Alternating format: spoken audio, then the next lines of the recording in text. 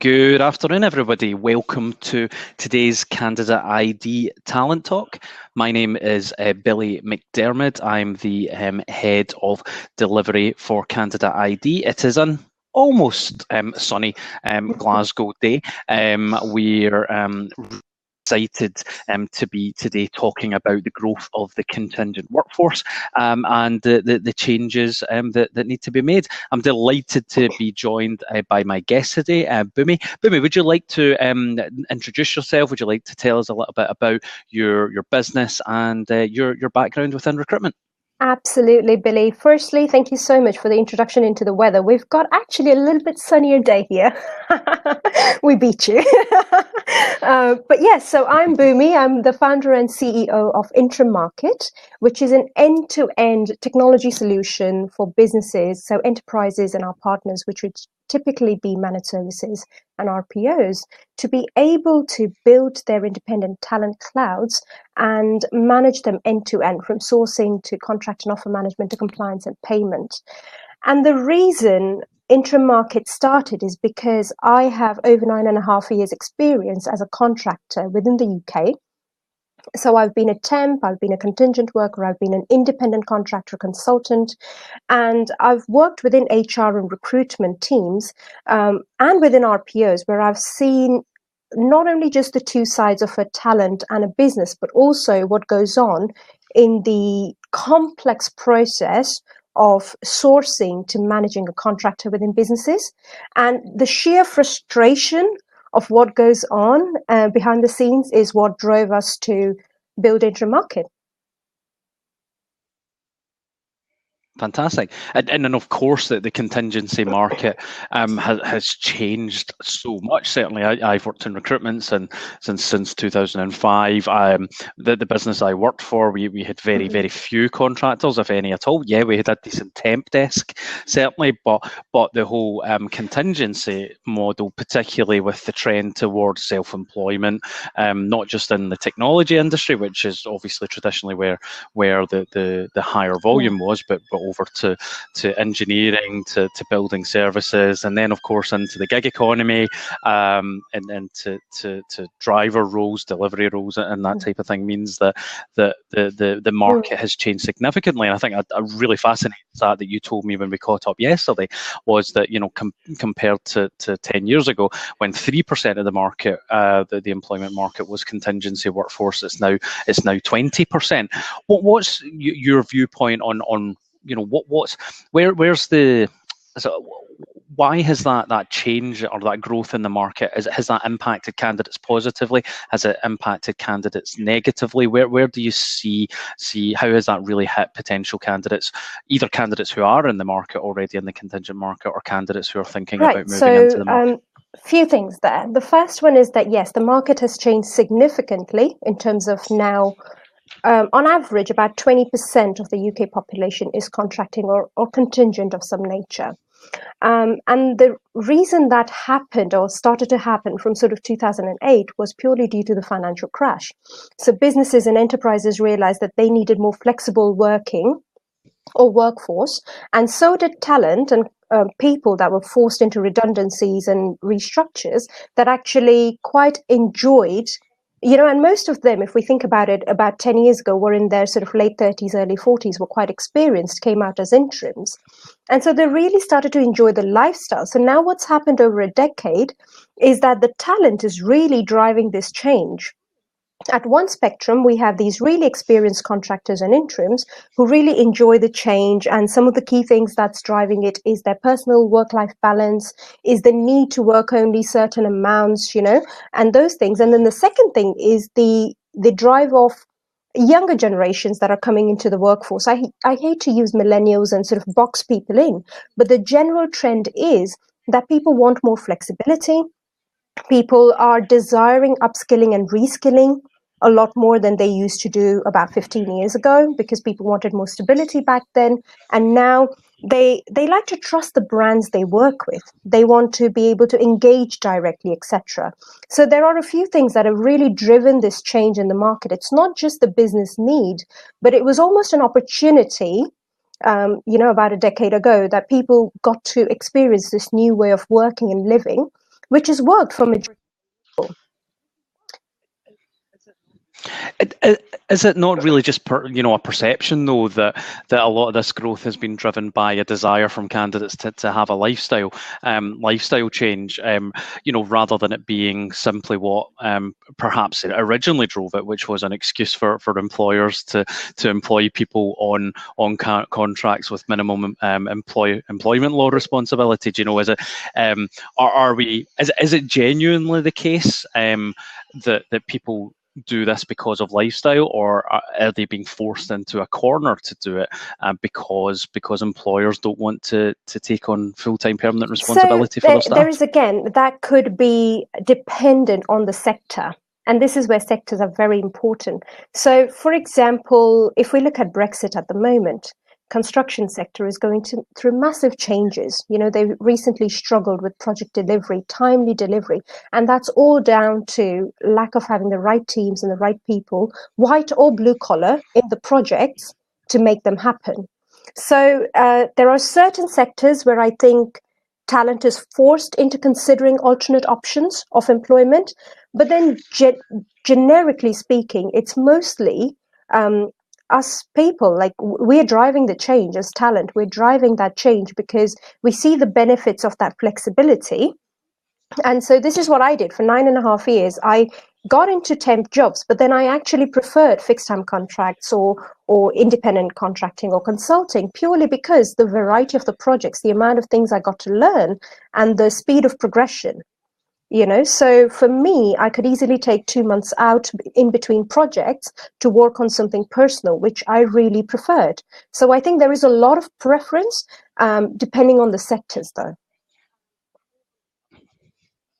Absolutely, and I think we clearly see where people are fortunate enough to be in, make the difference, I suppose, between almost white collar and blue collar and trades and skilled and unskilled labour. I think there's definitely a divide in the market, unfortunately, where people who are working in unskilled positions. Well, we've seen that. We won't name, any company names, but we all know what's going through the courts and in terms of testing of employment conditions and stuff. And I think there's probably individuals who are blue collar or professionals perhaps have the benefit of being paid, yes, a higher rate. They've got the benefit of being able to take professional advice from, they've got accountants, they're using, good umbrella companies and that type of thing in order to make sure that they're well protected and well guarded against any of the risks that come out.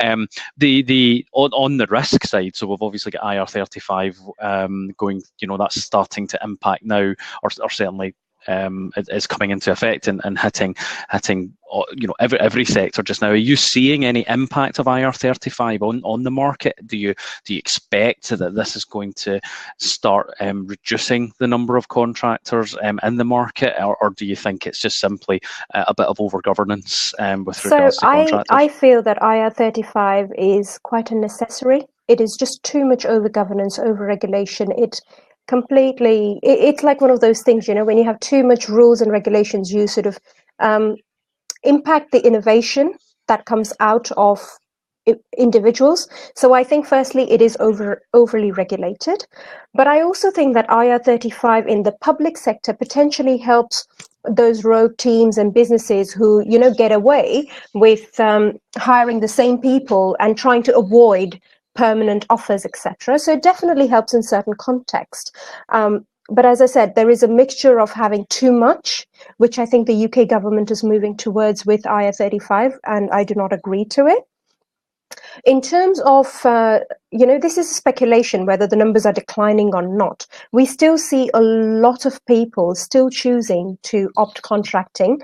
I receive at least 8 to 10 messages a day to sort of ask that they're in permanent jobs, they've been having 20 years experience, 30 years experience, how do they move that into, contracting career, etc.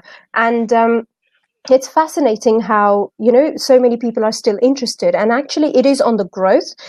So despite IR35, I do not feel that it drastically reduces what a contractor can earn. It just regulates it too much. And then it makes a sort of a level playing field. It's almost like having fixed term contract after fixed term contract instead of having permanent job for 10 years.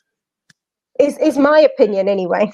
And yeah, absolutely, and I can see that. I think there's having, I've never actually been a contractor, unlike you, but when IR35 first came out, I was working for a recruitment agency. I remember reading the documentation. I remember going through the testing and thinking to myself, though, when I went through the test, it was online, and I don't know whether the test has changed much since then. But remember thinking, God, it must be really hard to actually, genuinely demonstrate that you are a contractor. And certainly, my training was as an accountant. Actually, and I remember we used to go through, combine HR with the accountancy side in order to try and validate whether someone could technically be an employee or whether they were, it was that whole difference between the, a contract for services and a contract for employment and that type of thing as well.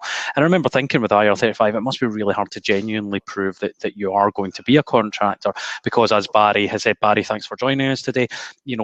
Quite rightly, we should be protecting against disguised employment, for the taxation benefits. We do want to make sure that the revenue coming in from income tax is the correct revenue. Make sure that people aren't avoiding income tax and national insurance obligations, just simply because they're able to manipulate their employment status. So without IR35, how can we protect against disguised employment, as Barry's saying? I think without IR35, it's very much about just regulating and the hiring teams being genuine. And I think this is a more deep-rooted business and cultural challenge than a particular talent-related challenge.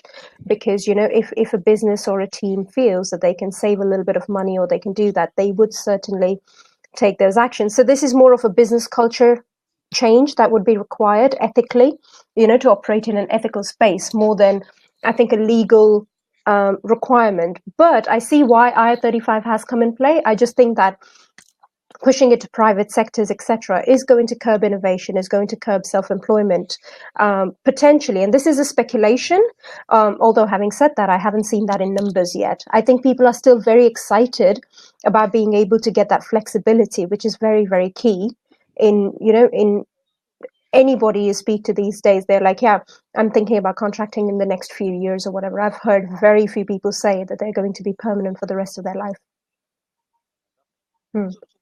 Fantastic.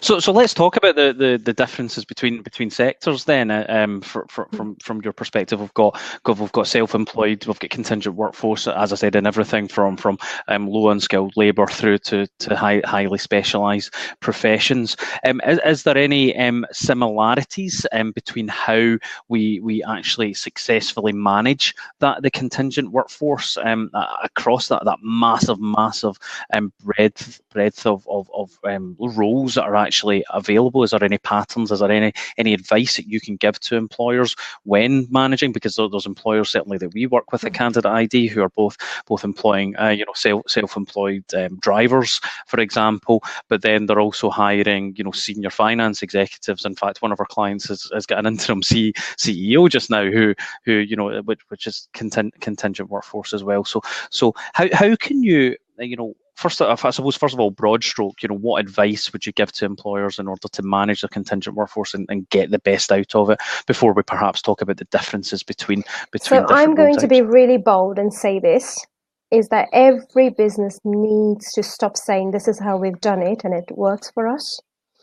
Because the biggest challenge today that employers are facing is that they're so used to operating like they used to 15 and 25 years ago, when contingent numbers were so small. The complex processes created about 15 years or 20 years or 25 years ago, including the technology like VMSs that come with that, were brilliant at the time when the numbers were smaller. Now, as we see the need for contingent workforce increasing, not only from a business perspective, but also from a talent perspective, those things need to change. So when I speak to businesses and they say, we've always done it this way and we're okay for now because we've got complex processes sorted with 10 different providers and technology pieces and it's working. It's broken, but it's working and I don't want to touch it. Firstly, you will have to touch it at some point, because the rate of growth will make it unsustainable. Yes, the UK may not grow as quickly as the US is changing in terms of that, but it will catch up. We always catch up here in the UK to the trends that happen in the US, you know? What are the typical problems? So as a business starts to grow, so let's say, for example, you've got let's say we've got a software business, so we'll keep it close to home. So we were a couple of years down the line, say that we've got 200 staff. Let's say that 30% of our workforce, our development workforce, are contingent, but we all of a sudden realise that we need to go from having a contingent workforce of around about 60 right up to 200. As I start to grow that, what typically would the problems be that you would expect to see when I go from 60 contractors So to 200 typically, when you're a contractors? small business, you are working either directly with contractors and paying them directly. And as soon as you start to see that scale, you will start to involve third parties like staffing agencies, who would then not only source and secure that talent for you, but also offer and manage that talent for you. Now, that third party could be one person, like a managed services, which is a lot more cost effective in today's world than several staffing agencies. And because what they then do is each and every one of them will have different set of terms with you, anything from 15% to 25% in total of what your budget is for the contractor workforce.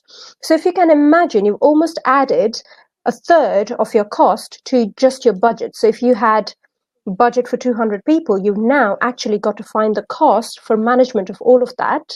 So in effect, it's 25% more than what you have. Right.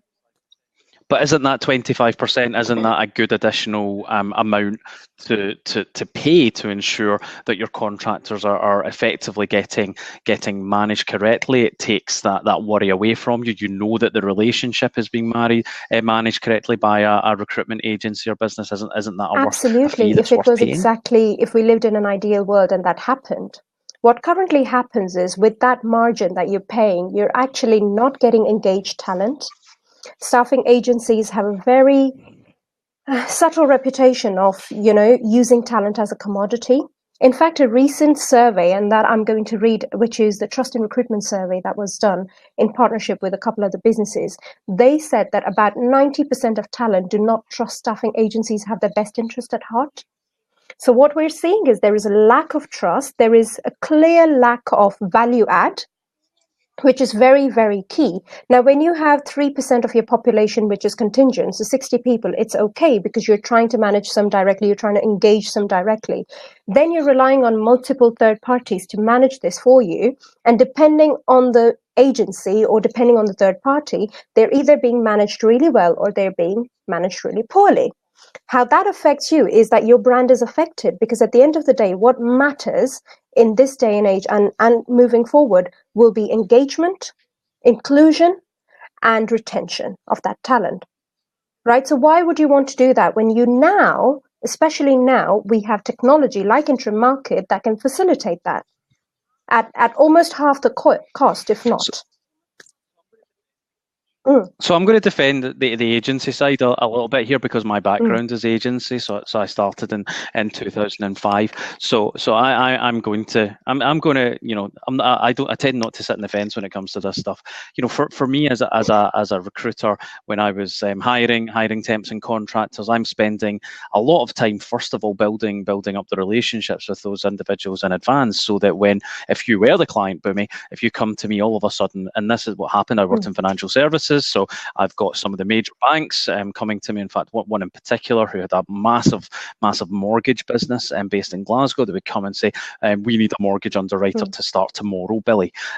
So for me, I've spent the time, just keeping in touch. Even at that point, even though that was 13 years ago, I'm still using marketing, still using email marketing to keep in touch with these individuals. I've identified them not through LinkedIn at that time, but through my referral network. So I've spent the time to make sure that the client that I'm working with, if they so happen to have, that underwriter vacancy coming in, because I know roughly what's going to happen, isn't that a massive part of what you're paying an agency or paying an RPO for, rather than I get the relationship management side, and I think I'll come back to that in a little bit more. But you may be using a solution like a fantastic solution like yourself. You're going to reduce costs, the administration costs of dealing dealing with that candidate once they're on board. But what about the step before, about actually finding and sourcing those prospective candidates? RPOs do not, so RPOs and managed services are not part of the third parties we're talking about,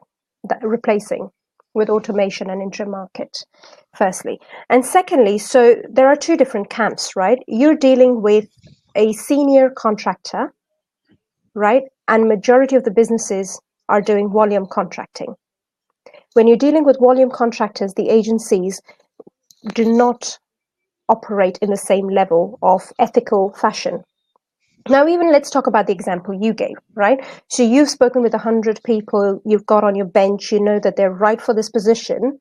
And if the employer or the business gave you an open range of day rates, etc., you will typically, just from your personal perspective, from a commission point as well, go and pick the one that's highest costing, right? So I don't know about that. I just think that there might be some of them are, certainly from my perspective. I'm going to always that's something I've always prided myself in recruitment. I'll find the person that's right for the job, not the person who's going to make me the most commissioned. You know, that's I would challenge that, actually, and I think, being perfectly honest, I think that's a view that comes from skeptical candidates, actually, as opposed to genuinely in reality what actually happens. So the data that we have, over 1,000 contractors or over 1,000 candidates, suggests that. So how much confident are you? How many percentage of recruiters act like you on the agency side?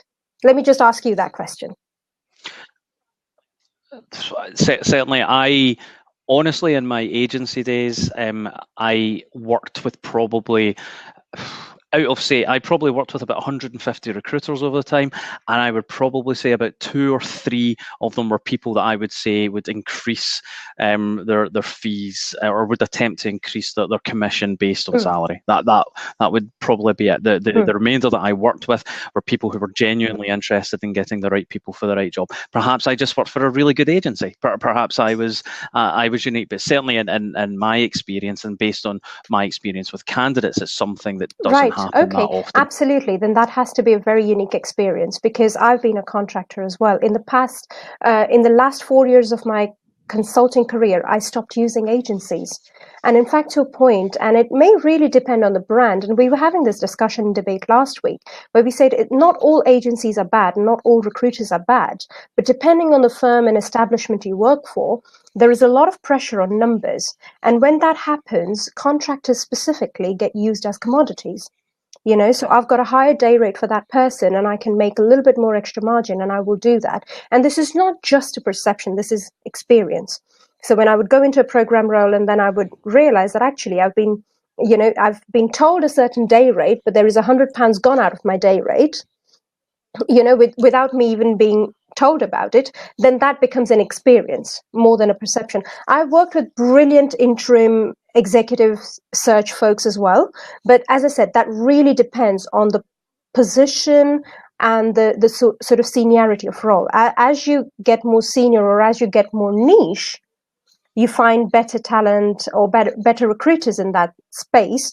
But from a volume perspective, which is majority of the businesses, you do not find that. So that's literally what the numbers are saying. And I'm not saying that all recruiters are bad. Don't take me wrong. I do love recruiters. I have been one in-house myself and for an RPO. But we also know the number of, the pressure and the number of times we've had to forget about diversity and inclusion, or forget about who the right talent was, because that person would fit with the hiring manager. And as a recruiter, especially as an agency recruiter, you do not want to upset your hiring manager, because that does hinge on your business, right? So there are many times, and 8 out of 10 agency recruiters have told us in person, have told us and said, off the record, yeah, I would provide the short list that's going to make me money. So, Cool. So the diversity inclusion part is really interesting. So how do you support your clients that you work with to improve their diversity inclusion, or meet their diversity agenda through a sourcing strategy then, for example? So how do you make sure that when they do require contractors and they're utilizing your platform, how do you make sure that their diversity agenda is So met? How when do a you support them talent around that? signs up on the platform or when they're invited by an employer, we basically get them to fill in a diversity form. We do not display that. However, what our sourcing, one of the key things that our machine does is it matches like for like people. Right. So and within contracting specifically, I've raised this in the past, that we have very few women within contracting. It's mainly driven by men. And so I'm always sort of talking about more women becoming contractors and, representing their skills, especially for returned mums from maternity and things. It's a brilliant career to come back Absolutely. into contracting. So what we do is Do you think that trend with women, that the lack of women, is because of the industries? Because historically, and certainly in the past 10 years, a vast, substantial portion of the contingent workforce has been technology roles, for example. Do you think it's driven by industry, or do you think there's less females who are contracting for other one of reasons? the key things that we've found in our studies that we've conducted with women is usually the lack of confidence. So there are tons and tons of women who work in IT as well. Yes, lower in proportion and in ratio, but majority of them do not want to go contracting purely because of lack of confidence of asking a day rate, which they feel they're not qualified for. So it comes back to the salary negotiation side. So we do know through studies that women are absolutely probably worth more than men, if certainly at least equal to men anyway. In my case, most of the time they're always worth more. They always add far more than what we do. But it comes down to that confidence thing, the ability, as we've seen through studies, or the confidence of women to actually negotiate what is a fair salary, based as opposed to the industry. So that's a pattern that is both applicable in contract salaries and permanent salaries as well in your experience. So what our machine does is, in terms of diversity and inclusion, is literally when an employer clicks find someone similar on Joe Blogs because she's a brilliant HR transformation person, we would then bring up profiles from a skills perspective that are similar. We do not consider gender. We do not consider certain things that don't need to be considered.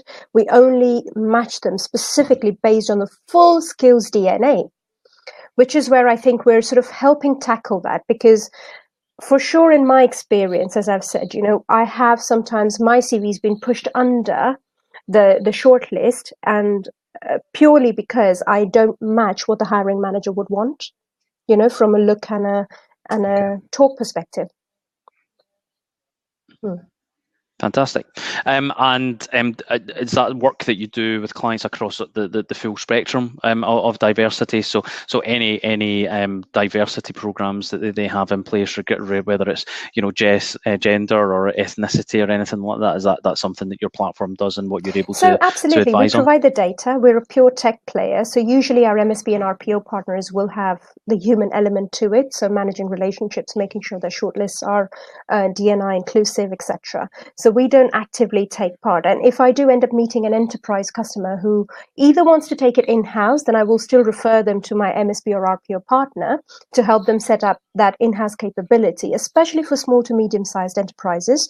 We have a list of partners and MSPs who would basically be able to help and give that human services element. Because currently we're a pure tech player and we're only focused on automation and a lot of deep learning.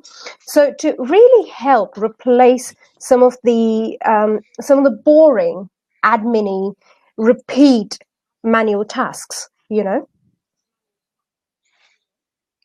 The stuff is, as you say, that it needs a person to do it, and it costs money as a result. And ultimately, we if we can replace those admin functions, then I suppose there's two facets. In an ideal world, we want to make sure that people are doing roles that are adding value as opposed to just doing admin. But as you say, ultimately it will end up saving money anyway. Let's look at it then post employment. So once somebody's actually employed, and then perhaps someone, if I was talking to a friend of mine yesterday who's just finished a contract, he's a sourcer. He was there, I think, 7 months. He's now just finished. He's went on to his next contract. So how would what's your opinion in terms of how you maintain that relationship with your contingent workforce?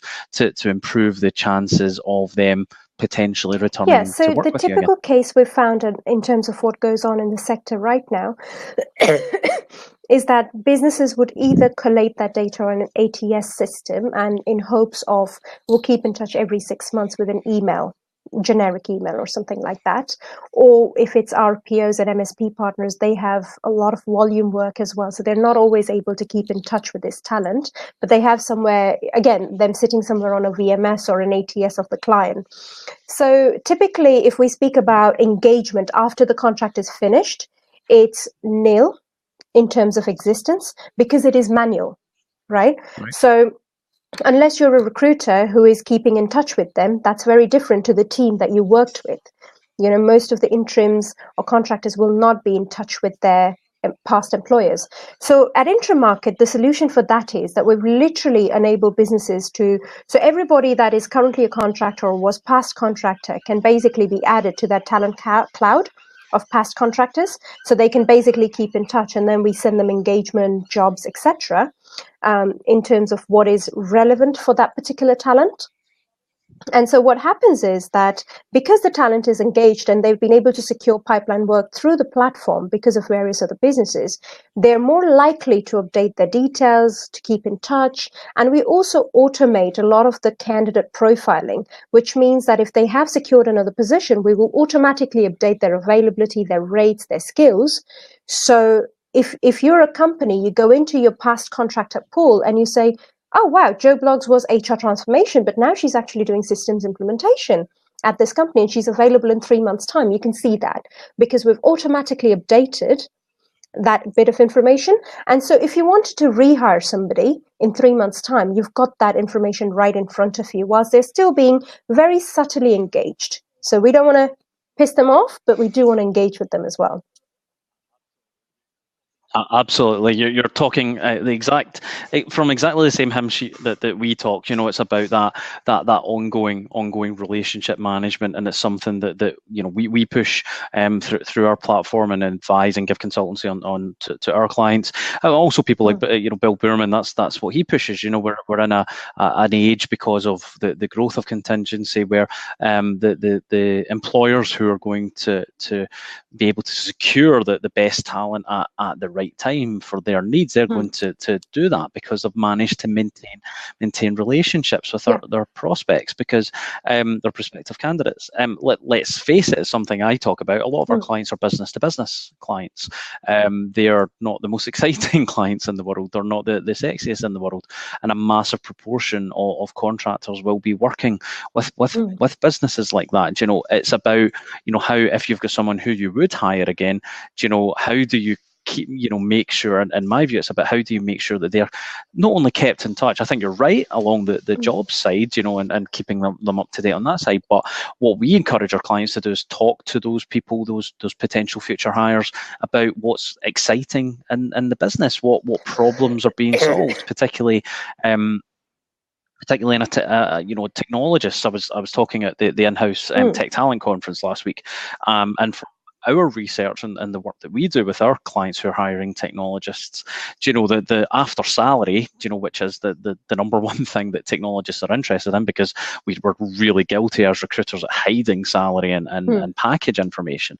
The next thing that they're interested in is, you know, is your product or service, is it interesting? Is it an interesting problem to solve? Do you know, is it something that's going to have an impact? And if you're as a business, if you're keeping in touch with you know, contractors who have worked with you before, you're telling them about what's going on, the new initiatives that are happening, you're going to keep people's interest. And like you say, it's not about spamming, it's not about pissing people off, it's not about sending them emails every week. It's about, it could be, do you know, in our experience, it could be once a month.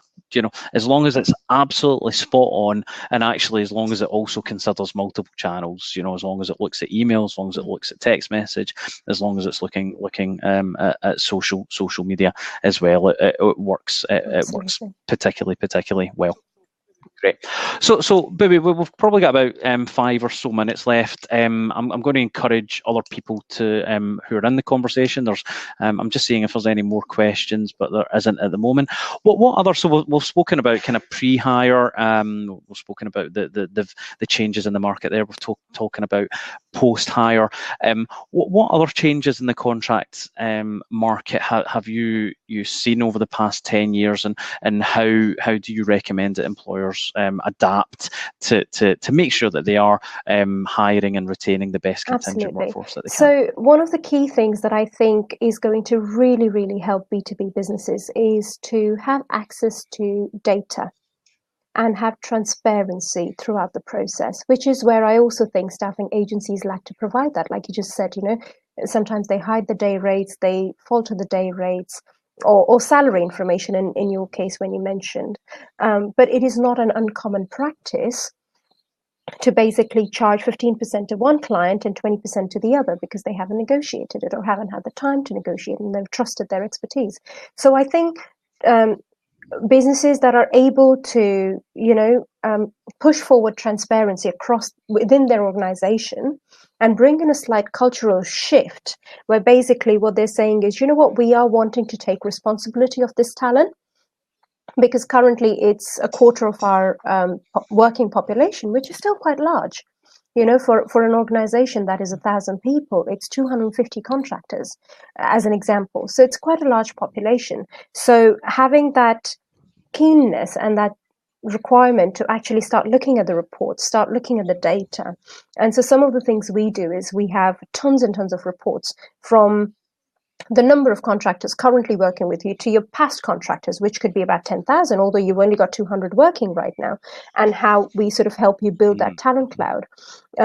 Things like how quickly did you rehire somebody through the platform? Because currently, if you want to hire someone, regardless of whether you know that person or not, because you're not in touch with that person, and this is particularly true with hiring managers, they're like, oh, I worked with somebody 2 years ago. They'd be brilliant for this project, but they don't remember who that was.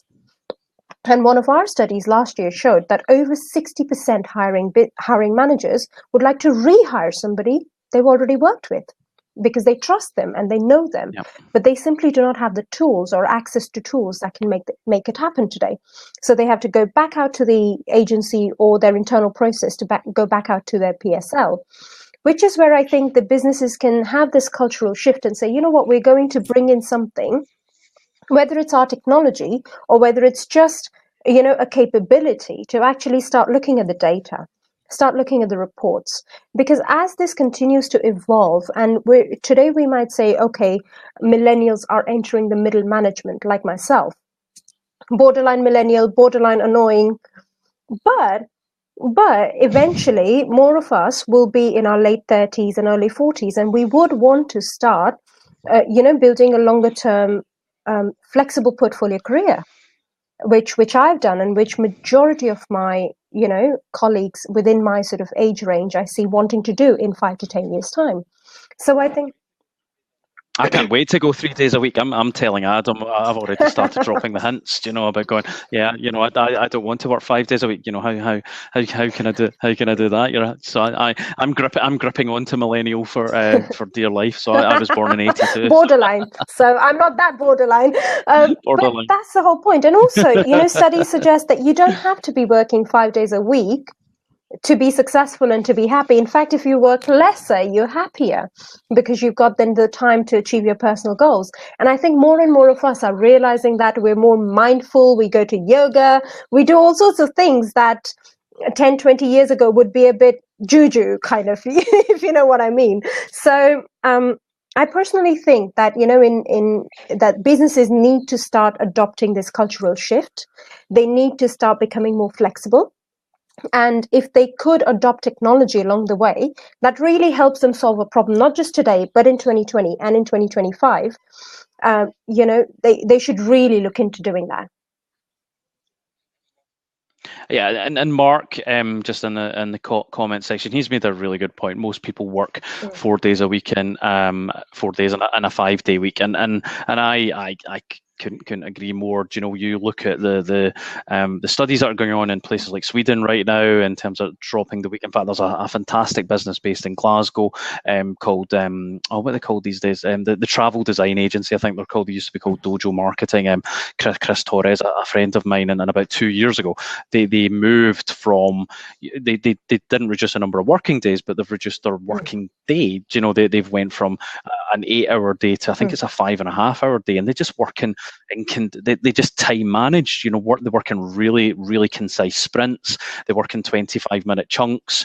They have a 30-minute lunch break. And people are finishing at 3 p.m. They're coming in at 9:30, finishing at 3, and as you say, they can, instead of doing what most of us are still doing, unfortunately, working maybe 8 till 6, 9 till 6, or whenever, going home, taking care of all your personal responsibilities at night, like cleaning the house and doing the cooking and looking after the cats and all that kind of stuff as well. They're able to fit that all in and have the evening to themselves. So there's a couple of different ways that it can be achieved. Do you think that's going to be just to wrap up, we can think now about the future of the contingent workforce actually moving forward in terms of your predictions. Do you think that the biggest change in contingent is going to be the number of people who are moving into contingency work? Do you think that's still going to be the biggest change, or do you think there's any other changes that are going to heavily influence this market over the next 10 years? I think the business's bottom line is going to affect this as well. So I'll take an example in construction sector. Right. So currently it is very, very expensive, not just from a cost perspective, but from a speed perspective. And we've seen some disasters already this year in terms of construction projects not delivered, companies going bust, etc. in the UK, just as an example. So what is happening is the lack of the right teams in the right place in the speed they need is basically affecting their revenues, their margins, and potentially their business credibility. So there will be a huge push from the businesses as well, especially the businesses that are forward thinking, the leaders that are happy to shift and change the culture because they've seen in the last 10 years they've had to be a bit more agile and happy to adopt this spectrum of workforce, internal, external, agile teams, project-based teams, etc. It's those sorts of businesses that are actually starting to proactively move in that direction that is going to drive a lot of this change as well. So yes, we have humans, individuals, talent that are naturally moving in that direction. I mean, you can see how many online businesses we have in this day and age, right? So many freelancers, but obviously freelancers are not right for enterprises. And so it is going to be a combination of both businesses moving as well as contingent talent wanting to move in that direction. Here's something I've never, like I say, I've never been a contractor. I've always been an employee. And something that I was thinking about last night when I was thinking about this and thinking about trends was thinking, are we going to get into a situation? So right now, if I look at professional contingency markets, so if I put the unskilled and potential blue collar work to the side for a little second, if we think about day rate contractors are still charging a premium compared to the permanent equivalent, significant in some cases, double, triple what the permanent equivalent salary will be.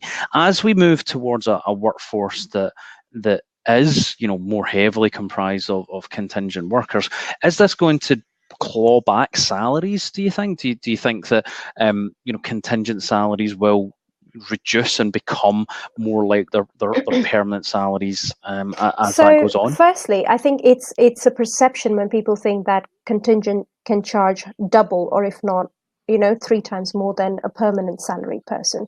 That's a myth. Let's bust that first. So interims may have a premium of 10 to 20% max, and that's purely to cover holidays, sickness times, etc. Most interims, even on day rates, will not be charging. If you consider a permanent person's training, salary, package, bonus, holidays, sickness, etc., then in comparison, they're not charging double. Right. And so we're already starting to see that paradigm shift. We're already starting to see more and more with this IR35 or with some of the things that HMRC has done is crushing more and more contractors' day rates anyway. Right. So we will see that. However, what we will also see in terms of a shift is that more and more businesses will need project-based teams. So regardless of whether they're all paid equally, which might happen and which is not a bad thing, But as long as they can cover the holiday and sickness for everybody, and this will then become something that the businesses will have to undertake, potentially, like a massive shift at some point, because they will have to rely more on project-based teams rather than permanent or just contractors. And so project-based teams, if we look at this is why the whole functionality of project-based teams within InteriMarket comes in play, is that even if someone's an internal permie or an external contractor, they will have to form part of a project. And so more and more individuals and businesses will drive towards project-based mentality. So that's a really interesting point, and something that's probably, in fact, I was reading the one that comes to mind straight away, just because I was reading his book recently. I was reading Anthony Bourdain, the chef who unfortunately passed away earlier in the year. His book about the hospitality industry, and about how he used to take teams of chefs, even from when he started his career. Chefs would move, about with him. So he'd have a core team of at some points 4 or 5 people who would move from restaurant to restaurant with them. And certainly in my experience, it was something that happened within the financial services market, actually with financial advisors, where we would move teams of people along. I know it obviously happens in trades and labour as well. So do you see that something that's going to become very, very common then within the more professional contingency market, within the more technical I think contingency that will markets? happen regardless of skilled or unskilled labour, because, as I said, that will be a push that businesses will require. If not by 2020, then by 2022 onwards, purely because of the business needs, is how I vision it anyway. And that's what we're preparing InteriMarket to sort of, by 2020, have the vision of facilitating that whole project piece. So not only today we're an end-to-end contingent worker piece, but we want to move into that space where we can actually support project-based requirements. Fantastic. It's been an absolute pleasure. I've really enjoyed that chat. It's given me some insight into an area that I've not really had much experience in for a couple of years. So genuinely, thank you so much for joining us today and taking part in our talent talk. Thank you to everyone who joined us today. We will send out the video to everyone afterwards, so that you can watch it back. It will, of course, be available on our website, www.candidaid.com, and also our Facebook channel. I've also put Bhumi's contact information there. Please do connect with her. She'll be delighted to answer any questions that you have that we didn't manage to cover today, and I've got the email address there for you as well. So thank you again, everyone. I hope you enjoy the rest of your day and enjoy the rest of your week. Thanks very much.